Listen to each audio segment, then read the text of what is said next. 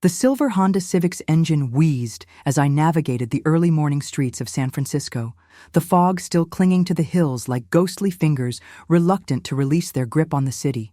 It was 7:15 a.m., and I had no business being awake, let alone driving through neighborhoods I'd spent 25 years avoiding. My name is Jessica Walsh, and I'm 34 years old. I work as a graphic designer for a small firm in SOMA, live alone in a studio apartment in the Tenderloin, and until this morning, I thought I had successfully buried the past that haunted the steep streets of this city. But something had pulled me from sleep at 6:30 a.m. Not an alarm, not a noise, but a feeling so urgent it made my chest tight with anxiety. I'd found myself dressed and in the car before I'd even consciously decided where I was going. The dashboard clock glowed 7:38 as I turned onto Hyde Street, and my hands began to shake on the steering wheel. I knew where I was heading now, even though every rational part of my mind screamed against it. Lombard Street, the crooked street, the most photographed block in San Francisco, and the street where my childhood had died 25 years ago. The morning air was crisp, carrying the salt smell of the bay mixed with the earthy scent of eucalyptus from the surrounding hills. Fog rolled between the Victorian houses like smoke, softening the edges of reality and making everything feel dreamlike and surreal. As I approached the top of Lombard Street, I could see the familiar sight of the red brick road winding down the hill in 8 sharp hairpin turns, flanked by perfectly manicured gardens and pastel-colored houses that looked like they belonged in a fairy tale rather than a major American city. But one house stood out among the rest, a sea-green Victorian with white trim, tilted slightly, as if the weight of its secrets had caused the foundation to shift over the decades. Number 1847, Lombard Street.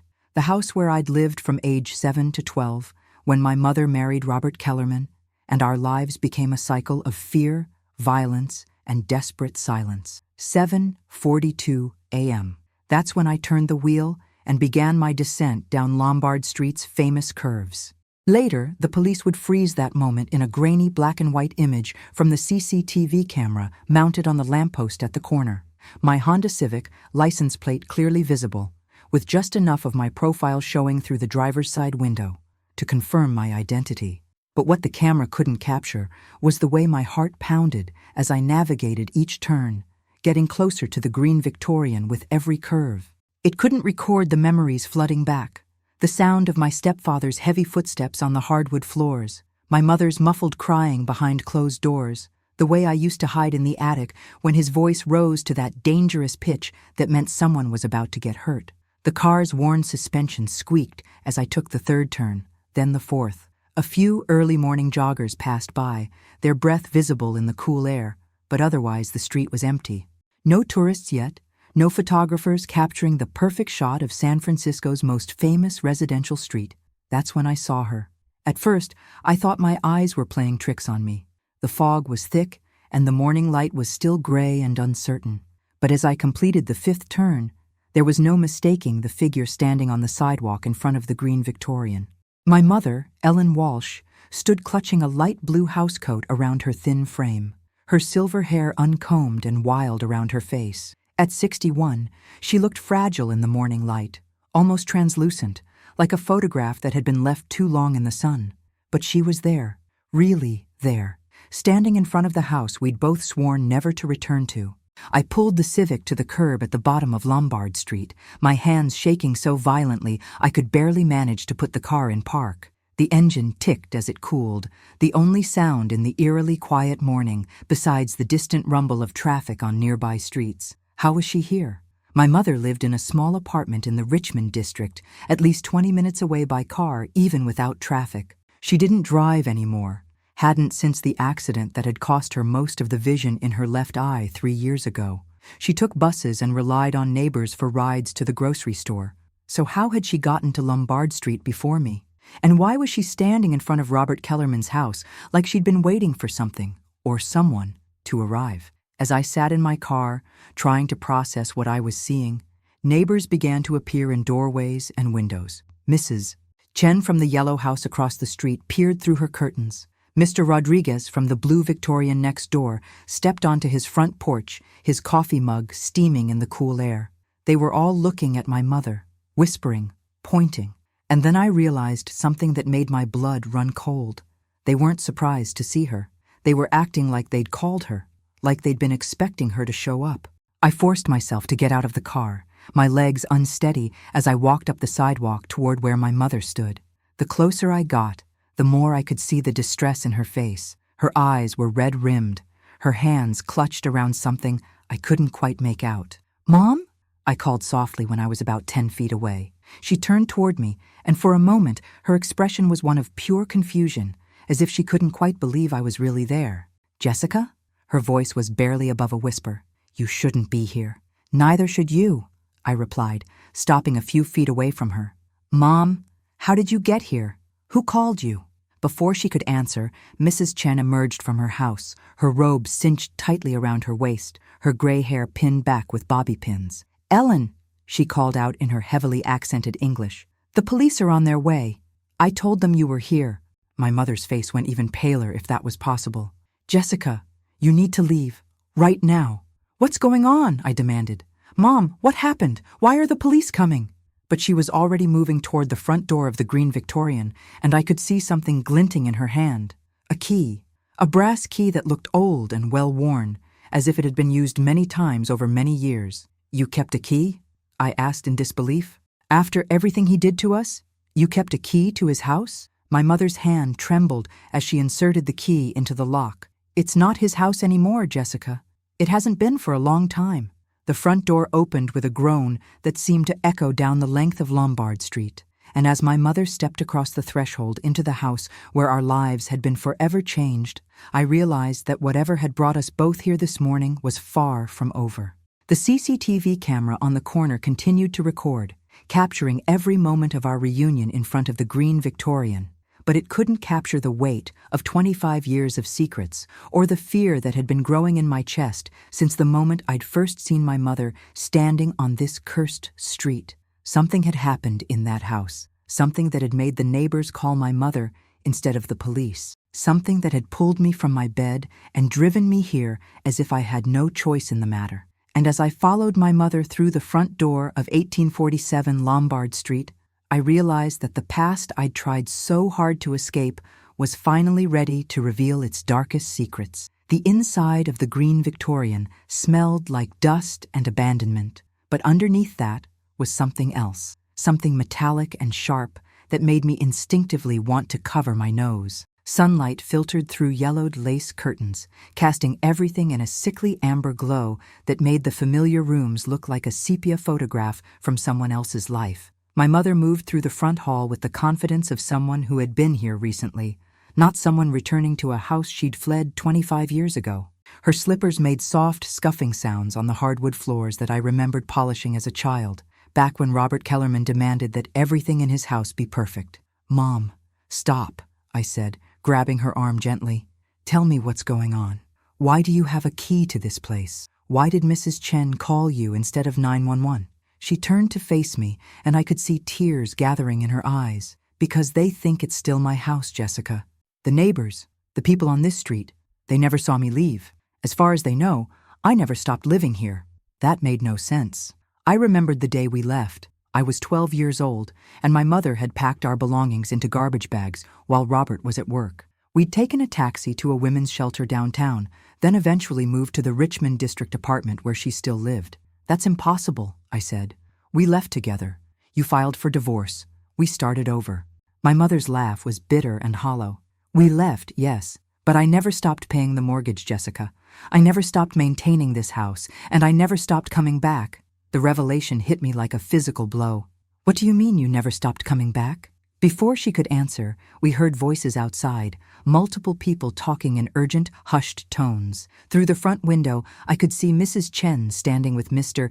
Rodriguez and several other neighbors I didn't recognize, all of them pointing toward the house and speaking rapidly in a mixture of English and Spanish. "They called me because there was a disturbance here last night," my mother said quietly. "Broken glass, loud voices, signs of a struggle. Mrs. Chen has my phone number from my visits here. She thought I should know." I stared at her in disbelief. "Visits? Mom, how long have you been coming back to this house?" 25 years, she whispered. "Every week, sometimes twice a week. I couldn't let it go, Jessica. I couldn't let him win by taking our home away from us. The sound of sirens in the distance made us both freeze. The police were coming, just as Mrs. Chen had promised, and suddenly I understood why my mother had looked so terrified when she'd told me I shouldn't be here. Mom, if you've been maintaining this house for 25 years, if the neighbors think you still live here, and something happened here last night— I couldn't finish the sentence, but the implication hung in the air between us. She nodded miserably.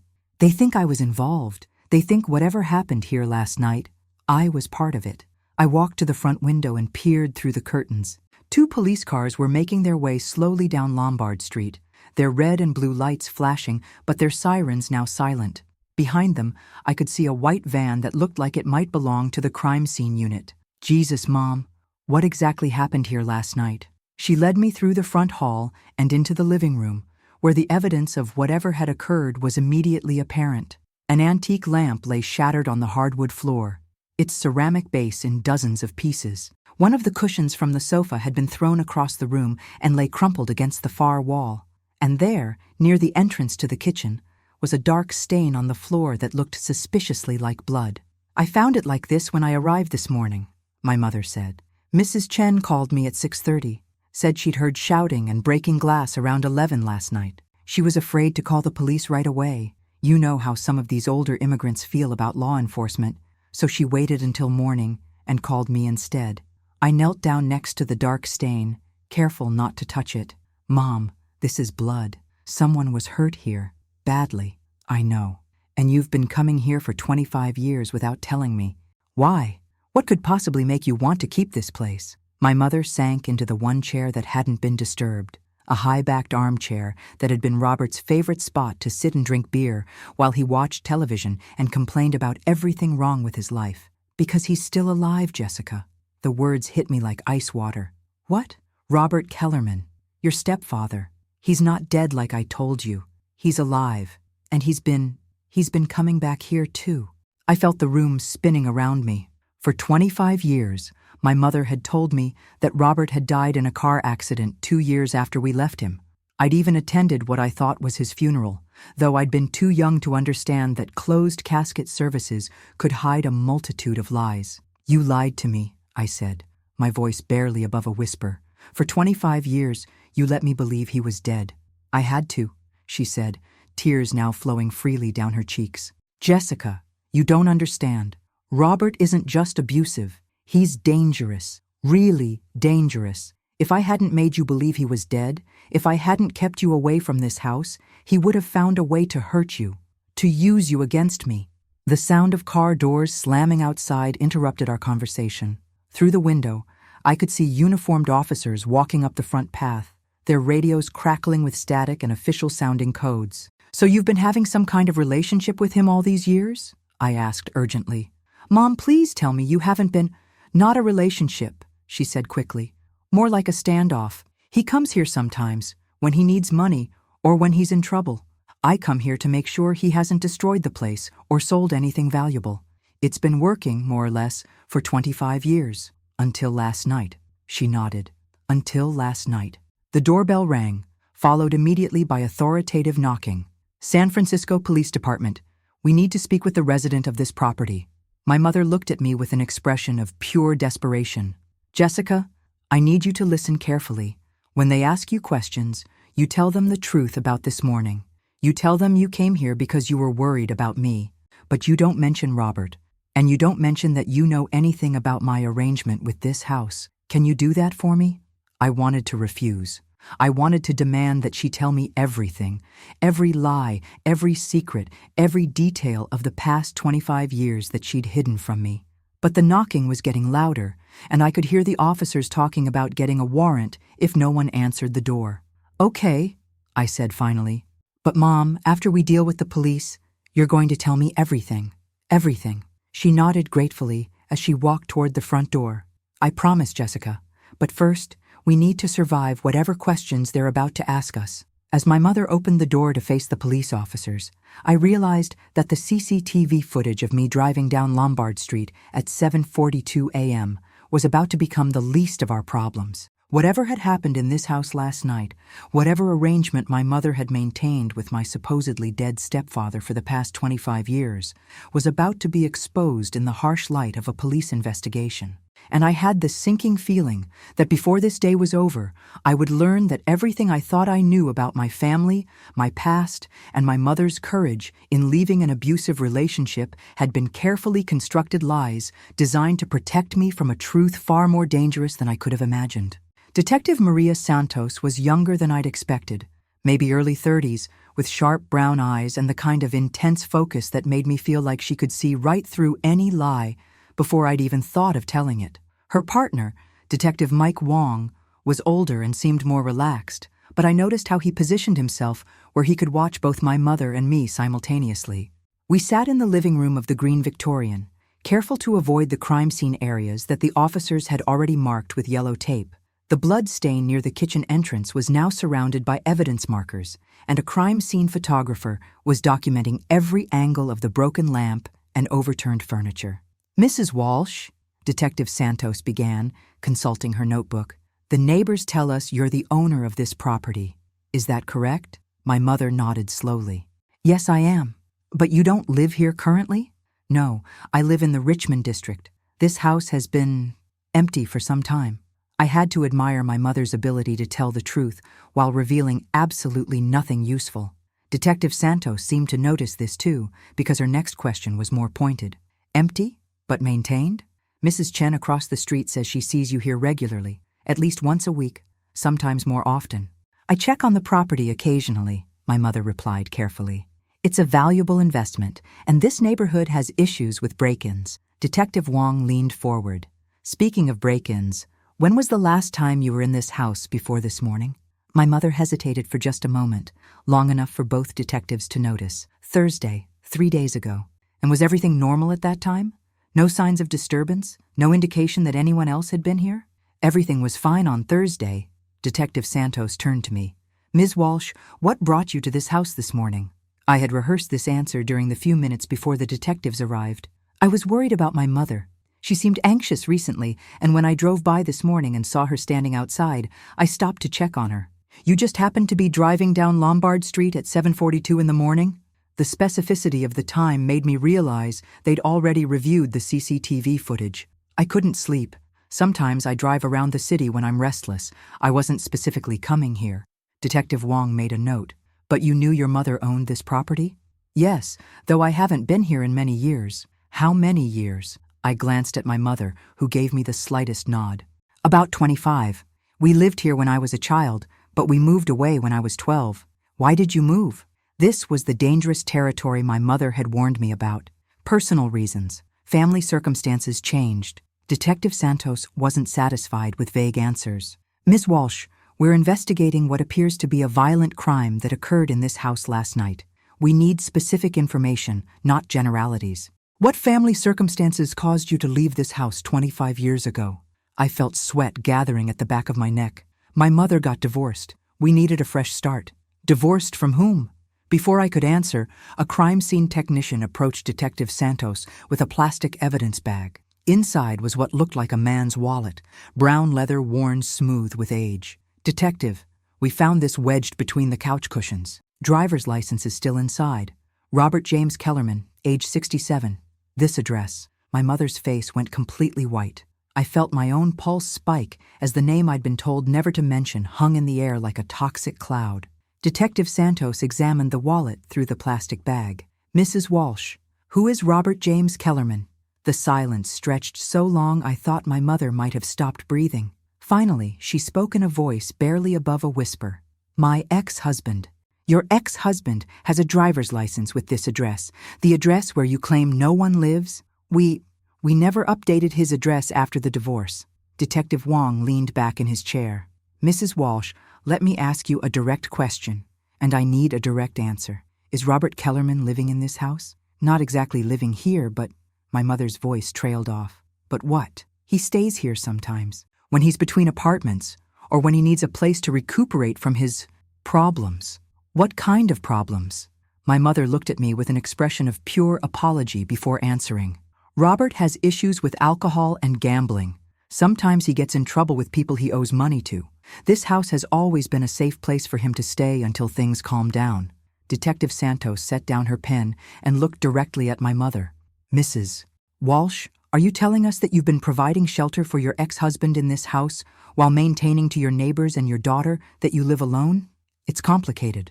Uncomplicated for us. My mother took a shaky breath. Robert can be violent when he's drinking or when he's desperate for money.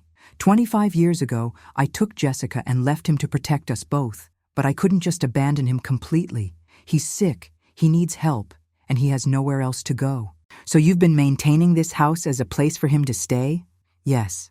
And you've been hiding this arrangement from your daughter for 25 years? My mother nodded miserably. I felt like the room was tilting around me.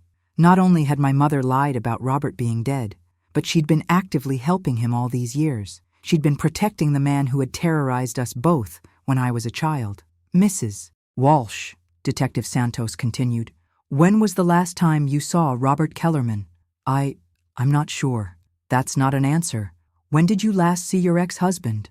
My mother's hands were shaking visibly now. Tuesday. He was here on Tuesday. What was his condition at that time? He seemed agitated.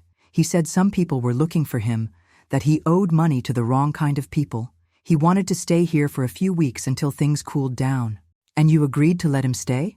I always let him stay. It's safer for everyone if he has a place to go instead of sleeping on the streets or getting involved with more dangerous people. Detective Wong looked up from his notes. Mrs. Walsh, based on the evidence we've found here, the blood, the signs of struggle, the fact that Robert Kellerman's wallet was left behind, it seems likely that whatever happened here last night involved your ex-husband. Do you have any idea who might have wanted to hurt him? My mother's tears were flowing freely now. Robert owes money to a lot of people. Some of them are very dangerous. I've been afraid for years that something like this might happen. Do you think he's dead? The question hung in the air like a weight. My mother looked at me, then back at the detectives. I don't know, she whispered. I hope not, but there's so much blood. As the detectives continued their questioning, I sat in stunned silence, trying to process the magnitude of my mother's deception. For 25 years, she had let me believe that Robert Kellerman was dead, that we were safe from him, that we had successfully escaped his violence and started new lives. Instead, she had been enabling him, providing him with shelter and protection while keeping me completely in the dark about his continued presence in our lives. But even more disturbing was the realization that my mother's arrangement with Robert might have gotten him killed, and that her decision to maintain this house as his refuge had ultimately made her a suspect in whatever violent crime had occurred here last night. The CCTV footage that showed me arriving at Lombard Street at 7:42 a.m. was no longer just evidence of my presence at the scene. It was proof that I had been drawn here by forces I didn't understand, pulled into a web of family secrets and violence that my mother had been carefully maintaining for my entire adult life. And as Detective Santos asked increasingly pointed questions about my mother's relationship with Robert Kellerman, I began to fear that both of us were about to pay the price for 25 years of lies. The crime scene technicians worked methodically through the green Victorian, while Detective Santos and Detective Wong continued their interrogation. Every few minutes, an officer would approach with another piece of evidence, a broken picture frame with blood on the glass, drag marks on the hardwood floor leading toward the back door, and most disturbing of all, what appeared to be a significant amount of blood in the kitchen that had been hastily cleaned up, but was still visible under luminol testing. Mrs. Walsh, Detective Santos said, reviewing her notes, we need to talk about the timeline. You say Robert was here on Tuesday, and neighbors report hearing a disturbance around 11 p.m. last night. That's 3 days. Do you have any idea what Robert was doing during that time? Or who might have visited him? My mother shook her head. When Robert stays here, I usually don't hear from him unless he needs something. He has his own routines, his own associates. What kind of associates? People from his gambling circles, sometimes people he owes money to. I try not to get involved in his business affairs. Detective Wong looked up from his phone. Mrs. Walsh, we just ran Robert Kellerman's name through our database. He has quite an extensive record. Assault, battery, domestic violence, fraud, theft, possession of stolen property. The most recent arrest was 6 months ago for aggravated assault in a barroom fight in Oakland. I felt my stomach drop. This was the man my mother had been protecting and enabling for 25 years. Not just an alcoholic and a gambler, but someone with a history of violence that extended far beyond what he'd done to us when I was a child. "Did you know about his recent arrest?" Detective Santos asked. "I knew he'd been in some trouble," my mother admitted. "That's part of why he needed a place to stay. He was trying to avoid certain people while his legal situation was resolved." "Mrs. Walsh, I need you to understand something," Detective Santos said, her tone becoming more serious. "Based on the evidence we've found here, we're treating this as a potential homicide scene. The amount of blood loss indicated by the forensic evidence suggests that whoever was injured here last night may not have survived." My mother began crying again, but I found myself feeling oddly detached from her grief. How could she mourn a man who had terrorized us? How could she feel sad about the possible death of someone who had made our lives hell for 5 years? "Detective," I said, speaking up for the first time in several minutes, "I need to ask a question." "Go ahead." "So if Robert Kellerman was as dangerous as his record suggests, and if my mother knew he was involved with violent people who wanted to hurt him, why didn't she call the police when she found evidence of a crime here? Why did she wait for the neighbors to call her instead of immediately reporting what she'd discovered?" It was a question that had been bothering me since the detectives arrived. My mother had claimed that Mrs. Chen called her about the disturbance, but that didn't explain why she hadn't immediately contacted law enforcement when she found blood and signs of violence in the house. Detective Santos turned to my mother with renewed interest. "That's an excellent question. Mrs. Walsh, when you arrived here this morning and found evidence of a violent crime, why didn't you call 911? My mother's hesitation was telling. I was scared. I didn't know if Robert was alive or dead, and I didn't know if the people who hurt him might still be around. I wanted to assess the situation before involving the police." "Assess the situation how?" "I wanted to look around, see if there were any clues about what happened or where Robert might be." Detective Wong leaned forward. "Mrs. Walsh, did you remove anything from this house before we arrived? Any personal belongings, documents, anything that might be relevant to our investigation?" "No, I didn't remove anything." "Are you sure? Because tampering with a crime scene is a serious offense, and if we find evidence that items were removed or disturbed—" "I didn't remove anything," my mother repeated, but her voice lacked conviction. A crime scene technician approached with another evidence bag, this one containing what looked like a bloody towel. "Detectives, we found this in the washing machine. Someone tried to clean it, but there's still significant blood evidence." Detective Santos examined the bag. "Mrs. Walsh, this towel was in the washing machine. Did you put it there?" My mother's face had gone completely pale. Yes. When I found the blood in the kitchen, I tried to clean it up. I didn't want the neighbors to see if they looked through the windows." "You cleaned up a crime scene?" "I was scared. I wasn't thinking clearly." Detective Santos exchanged a look with her partner that I didn't like. "Mrs. Walsh, I need to inform you that tampering with evidence in a criminal investigation is a felony. You have the right to remain silent, and you have the right to an attorney." "Wait," I said, standing up. "You're arresting her?" "We're taking her in for questioning," Detective Wong said. "The evidence suggests that she may have knowledge about this crime that she hasn't shared with us, and her actions in cleaning the scene have compromised our investigation. But she's not a suspect in whatever happened to Robert, right? She was just trying to protect herself." Detective Santos looked at me with something that might have been sympathy. "Ms. Walsh, your mother has admitted to maintaining a secret relationship with a violent ex-husband for 25 years, providing him with shelter despite knowing he was involved with dangerous people, and tampering with evidence at a crime scene. Until we understand the full scope of her involvement, we have to consider her a person of interest." As they led my mother out of the house in handcuffs, she turned back to me with a look of desperate urgency. "Jessica, there's something else you need to know. Check the attic, behind the loose board near the window. And whatever you find up there, don't trust anyone else with it. Not the police, not the neighbors, not anyone." Then she was gone, placed in the back of a police car and driven away from Lombard Street, while crime scene technicians continued to process evidence from the house where my childhood had been destroyed, and where, 25 years later, another violent chapter in our family's story had apparently reached its conclusion. I stood on the sidewalk watching the police cars disappear into the fog, realizing that my mother's cryptic message about the attic meant that this investigation was far from over. Whatever secrets she had hidden in this house for 25 years, Whatever arrangement she had maintained with Robert Kellerman, there were still pieces of the puzzle that hadn't been discovered. And based on the way she'd looked at me when she mentioned the attic, I suspected that what I found there would change everything I thought I knew about my family's past and possibly determine whether my mother would be charged with murder.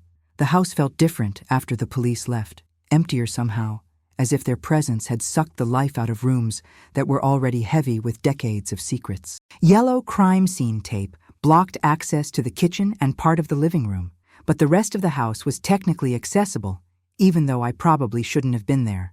But my mother's words echoed in my mind. Check the attic, behind the loose board near the window. I climbed the narrow staircase to the second floor, my footsteps echoing in the silence. The hallway looked exactly as I remembered it from my childhood. The same faded wallpaper with tiny blue flowers, the same creaky floorboard near the bathroom door that had always given away my midnight trips to get water. The attic access was a pull-down ladder in the ceiling of the hallway closet. I found a flashlight in one of the kitchen drawers that hadn't been cordoned off and climbed up into the space where I'd spent so many hours hiding from Robert's rage. The attic was exactly as I remembered it, low-ceilinged, dusty, filled with the detritus of lives lived and abandoned. Old Christmas decorations, boxes of photographs, furniture covered with white sheets that made everything look ghostly in the beam of my flashlight. I made my way carefully across the wooden planks toward the small window at the far end of the space. Near the window, just as my mother had said, I found a section of wall where one of the boards was slightly loose. I worked my fingers around the edges until I could pry it free. Behind the board was a hollow space in the wall, and inside that space was a metal box about the size of a shoebox. My hands were shaking as I pulled it out and opened the lid. Inside were documents, photographs, and what appeared to be audio cassette tapes. I spread everything out on the dusty floor and began to examine each item by flashlight. The documents were the most disturbing. Legal papers showing that my mother had never actually divorced Robert Kellerman. Their marriage was still legally valid after 25 years. Insurance documents listing both of them as beneficiaries on substantial life insurance policies, and bank statements showing regular transfers of money from my mother's account to accounts in Robert's name. But it was the photographs that made my blood run cold. They showed Robert Kellerman, but not as I remembered him from my childhood. These were recent photos, within the last few years, based on how much he'd aged. In some of them, he was with other men I didn't recognize, men who looked dangerous and wore expensive clothes that suggested they weren't struggling financially. In one photograph, Robert was shaking hands with a man in a suit outside what looked like a courthouse. The timestamp on the photo showed it was taken just 3 months ago. But the most shocking photograph showed Robert and my mother together, sitting at a restaurant table, both of them smiling. The timestamp on this photo was from last month. They looked like a couple. They looked happy. I picked up one of the cassette tapes and noticed that it was labeled with a date from just 2 weeks ago. There was an old tape player in one of the boxes nearby. Apparently my mother had been using this attic space regularly and had brought equipment up here for whatever purpose these tapes served. I inserted the tape and pressed play. My mother's voice filled the small space, clear and deliberate. This is session 47. Robert's condition is deteriorating. The medication isn't working as well as it did 6 months ago, and his episodes are becoming more frequent and more violent. Doctor, Martinez thinks we need to consider hospitalization again, but Robert refuses to discuss it. I stopped the tape, my mind reeling. Medication? Episodes? What was she talking about? I fast-forwarded and played another section. The insurance investigator came by again today. Robert handled it well. He's getting better at maintaining the fiction that we're divorced and living separately. But I'm worried about how long we can keep this up. If they discover that we're still married and that I've been helping him hide assets, we could both face fraud charges. Insurance fraud. They had been running some kind of insurance scam together. I rewound and played the beginning of the tape again. Robert's psychiatrist says the traumatic brain injury from the car accident 23 years ago is causing progressive personality changes. The violence, the gambling, the inability to maintain relationships, it's all connected to the damage from the crash, but he won't take his medication consistently, and when he's off his meds, he becomes dangerous. Traumatic brain injury. Car accident 23 years ago. Suddenly, pieces of a puzzle I didn't even know existed began falling into place. Robert Kellerman hadn't always been the monster I remembered from my childhood. According to my mother's tape, he'd been injured in a car accident 2 years after we supposedly left him, and that injury had changed his personality, made him violent and unpredictable. But if the accident had happened after we left him, how did my mother know about it? How had she become involved in his care? I fast-forwarded through more of the tape. I know Jessica would never understand why I've stayed involved in Robert's life. She remembers him as the man who terrorized us, and she's right to feel that way. But the man who hurt us wasn't the real Robert. It was the brain injury talking. The real Robert, the man I married, is still in there somewhere, and I can't abandon him when he's sick and needs help.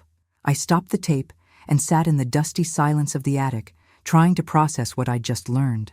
My mother hadn't been enabling an abusive ex-husband for 25 years. She'd been caring for a brain-injured man who couldn't control his behavior, a man she still loved despite the terrible things he'd done when his condition made him violent. But that didn't explain the insurance fraud, or why she'd hidden their continued marriage from me, or why she'd let me believe he was dead. I picked up another tape, this one labeled with yesterday's date.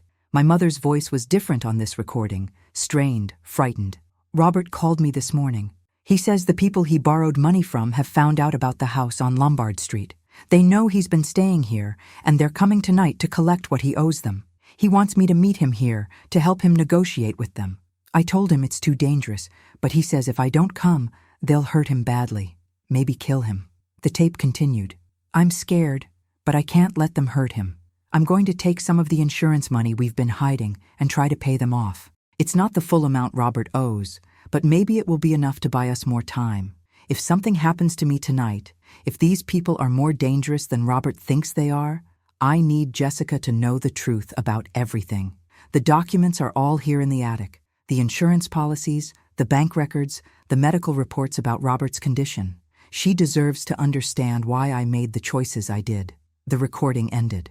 I sat in the attic surrounded by evidence of 25 years of lies, fraud, and desperate love, finally understanding what had happened the night before. My mother hadn't been a victim of circumstances. She had deliberately gone to meet dangerous people in order to protect the brain-injured husband she'd never actually divorced. She had walked into a situation she knew might get her killed because she couldn't bear to let Robert face his creditors alone. But something had gone wrong. Instead of my mother being hurt, it was Robert who had apparently been injured or killed, and now she was being held by police as a suspect in a crime that she had actually tried to prevent. As I carefully packed the documents and tapes back into the metal box, I realized that I held in my hands the evidence that could either clear my mother of murder charges or implicate her even more deeply in a web of fraud and deception that stretched back decades. But first, I needed to understand what had really happened in this house last night, and that meant I needed to find out if Robert Kellerman was actually dead or if he had somehow survived whatever confrontation had left his blood all over the kitchen floor. The CCTV footage that showed me arriving at Lombard Street at 7:42 a.m. was about to become crucial evidence not just in a potential murder case, but in a complex story of traumatic brain injury, insurance fraud, and a woman's desperate attempt to save the man who had once terrorized her, but whom she had never stopped loving. I sat in my car outside the San Francisco Police Department's Richmond station, the metal box from the attic on the passenger seat beside me. It had been 6 hours since my mother was taken into custody, and I still hadn't decided whether the evidence I'd found would help or destroy her. The documents told a complex story of love, brain injury, and financial desperation that explained 25 years of lies. But they also provided a clear motive for murder. If my mother had grown tired of supporting Robert's gambling debts and violent episodes, the insurance money from his death would solve all her financial problems. My phone rang. Detective Santos. Ms. Walsh, we need you to come in for additional questioning. There have been some developments in the case. What kind of developments? We found Robert Kellerman. My heart stopped. Is he? He's alive, but barely. He's in intensive care at UCSF Medical Center with severe head trauma and blood loss. He was found this morning in Golden Gate Park, about 3 miles from the Lombard Street house. Relief and confusion flooded through me simultaneously. So it wasn't murder? That's what we need to determine. Mr. Kellerman was beaten severely, and the blood loss suggests his injuries occurred at the Lombard Street house. Someone transported him to the park and left him there. We need to understand your mother's involvement in what happened. An hour later, I sat across from Detective Santos in the same interview room where they'd probably questioned my mother. The metal box was on the table between us, its contents spread out like evidence of a life I'd never known existed. Your mother has been cooperative, Detective Santos said, but her story keeps changing. First, she said she hadn't seen Robert in days. Then she admitted he was staying at the house. Then she admitted to cleaning up blood evidence. Now she's claiming that she wasn't even at the house when he was injured. What does she say happened? She says she received a call from Robert around 10:30 last night, asking her to come to the house with money to pay off some people he owed. She says she refused because it was too dangerous, and that's the last time she spoke to him. I thought about the tape recording I'd found, where my mother talked about planning to meet Robert and try to negotiate with his creditors. Either she was lying to the police or the recording had been made, but she'd changed her mind about going. Detective, there's something you need to hear. I played portions of the tape where my mother discussed Robert's brain injury, their continuing marriage, and her plan to meet him on the night he was attacked. Detective Santos listened without interruption, her expression growing more serious with each revelation. Your mother never mentioned any of this, she said when the tape ended. She's been maintaining that she and Robert were divorced and that she only provided him with occasional shelter out of misplaced sympathy. The medical records are all here, I said, pointing to the documents. Robert suffered a traumatic brain injury in a car accident 23 years ago. According to his doctors, the injury caused personality changes, violent episodes, and impaired judgment. My mother has been his caregiver ever since, hiding their continued marriage and managing his medical care. Detective Santos examined the medical records carefully. This explains a lot about his criminal history. Brain injuries can cause exactly the kind of behavioral problems we see in his arrest record. There's something else, I said reluctantly. The insurance documents show that they've been collecting benefits based on false information about their living situation and Robert's employment status. It looks like they've been committing fraud for years. How much money are we talking about? I pulled out the bank statements. Based on these records, probably close to $500,000 over the past 20 years. Detective Santos leaned back in her chair. Ms. Walsh, this evidence suggests that your mother had significant financial motivation to want Robert dead. The insurance policies would pay out over $2 million in the event of his death. But she didn't kill him, I said. She was trying to save him. According to a tape recording she made, but apparently never acted on. We only have her word that she didn't go to the house that night. Then how do you explain me arriving there at 7:42 in the morning? If my mother killed Robert, why would I drive to the scene of the crime? Detective Santos consulted her notes. We've been wondering about that ourselves. What made you drive to Lombard Street that morning? It was the question I'd been dreading, because I didn't have a rational answer. I don't know. I woke up around 6:30 feeling anxious and restless. I got in my car without really deciding where to go, and I just ended up there. Had your mother contacted you? Asked you to meet her there? No, I hadn't spoken to her in several days. Then what do you think drew you to that specific location at that specific time? I struggled to find words for something that had felt like instinct rather than conscious decision. Maybe I sensed that something was wrong. My mother and I have always been close, even when she was lying to me about Robert. Maybe on some level I knew she was in trouble. Detective Santos made notes, but I could see she wasn't satisfied with my explanation. Ms. Walsh, we've reviewed the CCTV footage from several cameras in the area.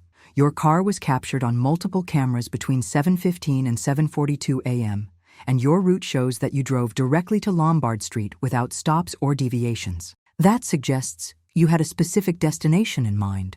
I swear to you I didn't consciously decide to go there, but you knew about the house. You knew your mother owned it. Yes, but I thought it was empty.